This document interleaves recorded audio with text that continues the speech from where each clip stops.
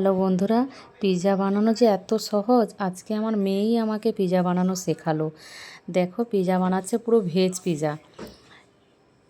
প্রথমে ময়দাটা নুন, চিনি, বেকিং সোডা দিয়ে মাখিয়ে 10 মিনিট রেখে দিয়েছিল। তারপরে পিৎজা সস দিয়ে, ক্যাপসিকাম আর পেঁয়াজ দিয়ে আর বেশি পরিমাণ চিজ দিয়ে দিয়েছে বলে বেশি ভালো লেগেছে। পিৎজাতে যত চিজ বেশি দেবে ততই ভালো লাগবে।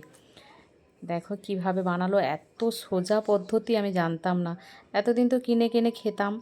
পিৎজাটা আমার খুব একটা ভালো লাগতো না। বাইরে ডমিনোজ পিৎজাও খেয়েছি, মিওমোরেরও খেয়েছি, আমার খুব একটা ভালো লাগতো না।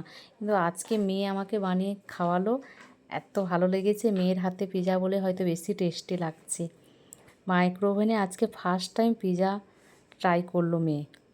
ফার্স্ট টাইম করে এত ভালো লেগেছে, আর এত ইজি পদ্ধতি, তাই তোমাদের সঙ্গে শেয়ার করলাম।